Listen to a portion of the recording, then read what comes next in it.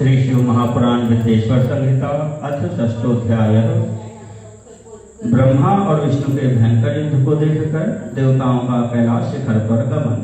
नंदिकेश्वर उवाच पुरा कदाचिदोपीन्द्र विष्णुर्विषधरासनः सुष्वापुपरया भूत्या स्वानुगैरपि समृतः।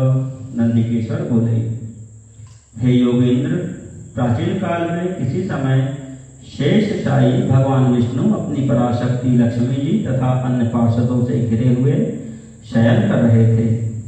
यद्रच्छया गतस्तत्र ब्रह्मा विदाम्बरः अप्रच्छत् पुंडरीकाक्षं शयानं सर्वसुंदरं कस्त्वं पुरुषवच्छेषे दृष्ट्वा मामपि द्रप्तवत् उत्तिष्ठवत्स मां पश्य तव नाथ मिहागतम् आगतं गुरुमाराध्यं दृष्ट्वा यो द्रप्तवच्चरेत द्रोहिणस्तस्य मूढस्य प्रायश्चित्तं विधीयते। उसी समय ब्रह्मवेत्ताओं में श्रेष्ठ ब्रह्मा जी ने अपनी इच्छा से वहां आकर उन परम सुंदर कमल नेत्र विष्णु से पूछा, तुम कौन हो जो मुझे आया देखकर भी उद्धत पुरुष के समान सो रहे हो? हे वत्स, उठो और यहाँ अपने प्रभु मुझे देखो। जो पुरुष अपने श्रेष्ठ गुरुजन को आया हुआ देखकर उद्धत के समान आचरण करता है, उस मूर्ख गुणद्रोही के लिए प्रायश्चित्त का विधान किया गया है। इति श्रुत्वा वचः क्रुद्धो बहि शान्तवदाचरन् स्वस्ति ते स्वागतं वत्स तिष्ठ पीठमितो विश किमु ते व्यग्रवद्वक्त्रं विभाति विषमेक्षणम्। ब्रह्मा के इस वचन को सुनकर क्रोधित होने पर भी बाहर से शांत व्यवहार करते हुए भगवान विष्णु बोले, हे वत्स, तुम्हारा कल्याण हो, तुम्हारा स्वागत है। आओ इस आसन पर बैठो। तुम्हारे मुखमंडल से व्यग्रता प्रदर्शित हो रही है और तुम्हारे नेत्र विपरीत भाव सूचित कर रहे हैं। ब्रह्मोवाच वत्स विष्णु महामान मागतं काल वेगतः पितामहस्य जगतः पाता च तव वत्सक। ब्रह्मा जी बोले, हे वत्स, हे विष्णु, काल के प्रभाव से तुम्हें बहुत अभिमान हो गया है। हे वत्स, मैं जगत का पितामह और तुम्हारा रक्षक हूँ। विष्णुरुवाच मत्स्थं जगालिदं वत्स मुनसे त्वं भी चोरवत् मन्नाभि कमलाज्जातः पुत्रस्त्वं भाषसे वृथा। विष्णु बोले, हे वत्स, यह जगत मुझ में ही स्थित है। तुम केवल चोर के समान दूसरे की संपत्ति को व्यर्थ अपनी मानते हो। तुम मेरे नाभि कमल से उत्पन्न हो, अतः तुम मेरे पुत्र हो। तुम तो व्यर्थ बातें कह रहे हो। नंदिकेश्वर उवाच एवं हि वदतोस्तत्र मुग्धयोर्जयोस्तदा अहमेव वरो न त्वमहं प्रभुरहं प्रभुः परस्परं हन्तु कामो चक्रतुः समरोद्यमम्। नंदिकेश्वर बोले, हे मुने, उस समय वे अजन्मा ब्रह्मा और विष्णु मोहवश मैं श्रेष्ठ हूँ, मैं स्वामी हूँ, तुम नहीं, इस प्रकार बोलते बोलते परस्पर एक दूसरे को मारने की इच्छा से युद्ध करने के लिए उद्यत हो गए। जुयुधाते मरौ वीरौ हंस पक्षी मृवाहनौ वैरंचा विष्णुवाश्चैवं मिथो युयुधिरे तदा। हंस और गरुड़ पर आरूढ़ होकर वे दोनों वीर ब्रह्मा और विष्णु युद्ध करने लगे। तब ब्रह्मा और विष्णु के गण भी परस्पर युद्ध करने लगे। तावाद विमानगतयः सर्वा वैदेवजातयः दिद्रक्षवः समाजग्मुः समरं तं महाद्भुतं क्षिपन्तः पुष्पवर्षाणि पश्यन्तः स्वैरमंबरे सुपर्णवाहनस्तत्र क्रुद्धो वै ब्रह्मवक्षसि मुमोच बाणान् सहानस्त्रांश्च विविधान् बहून् मुमोचाथ विधि क्रुद्धो विष्णुरुरस्ति दुःसहान्। उस समय सभी देवगण पर उस परम अद्भुत युद्ध को देखने की इच्छा से विमान पर चढ़कर वहां पहुंच गए। वहां आकर आकाश में अवस्थित हो पुष्प की वृष्टि करते हुए वे युद्ध देखने लगे। गरुड़ वाहन भगवान विष्णु ने क्रुद्ध होकर ब्रह्मा के वक्ष स्थल पर अनेक प्रकार के असंख्य दुस्सह बाणों और अस्त्रों से प्रहार किया।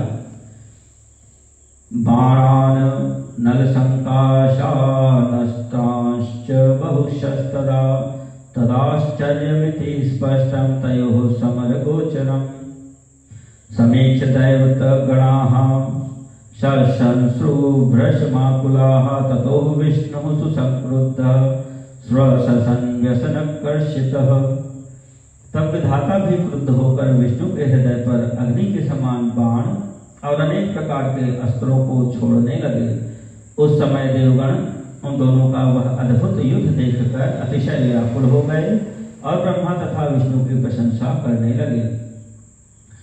माहेश्वरास्त्रं मतिमान संदधे ब्रह्मणोपरि ततो ब्रह्मा भ्रशंक्रुद्धः कंपयन् विश्वमेव हि अस्त्रं पाशुपतं घोरं संदधे विष्णुवक्षसि ततस्तदुत्थितं व्योम्नि तपनायुतसन्निभम् सहस्रमुखमत्युग्रं चण्डवातभयङ्करम् अस्त्रद्वयमिदं तत्र ब्रह्म विष्णुर्भयङ्करम्।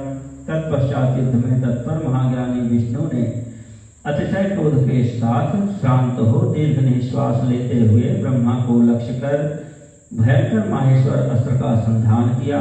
ब्रह्मा ने भी अतिशय क्रोध में आकर विष्णु के हृदय को लक्ष्य कर ब्रह्मांड को कंपित करते हुए भयंकर पाशुपत अस्त्र का प्रयोग किया।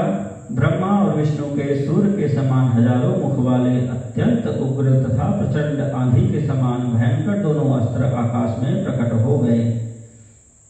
इत्थं बभूव समरं ब्रह्म विष्णवोः परस्परं ततो देवगणाः सर्वे विषण्णा भ्रशमाकुलाः ऊचुः परस्परं तात रजक्षोभे यथा द्विजाः सृष्टिः स्थिश्च संहारस्थिरोभावोऽप्यनुग्रह यस्मात् प्रवर्तते तस्मै ब्रह्मणे च त्रिशूलिने अशक्यमन्यर्यदनुग्रहं विना तृणक्षयोऽप्यत्र यत्र क्षया क्वचित्। इस प्रकार ब्रह्मा और विष्णु का आपस में भयंकर युद्ध होने लगा।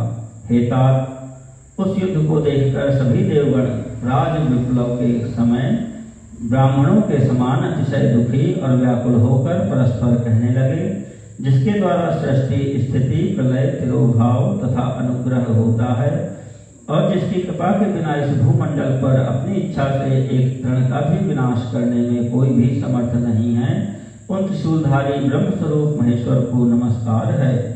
इति देवा भयं कृत्वा विचिन्वन्तः शिवक्षयं जग्मुः कैलास शिखरं यत्रास्ते चंद्रशेखरः। भयभीत देवतागण इस प्रकार सोचते हुए चंद्रशेखर महेश्वर जहाँ विराजमान थे उस शिव स्थान कैलाश शिखर पर गए। दृष्टवैवमराहृष्टाः पदं तत्पारमेश्वरं प्रणेमुः प्रणवाकारं प्रविष्टास्तत्र सद्मनि। शिव के उस प्रणवाकार स्थान को देखकर वे देवता प्रसन्न हुए और प्रणाम करके भवन में प्रविष्ट हुए।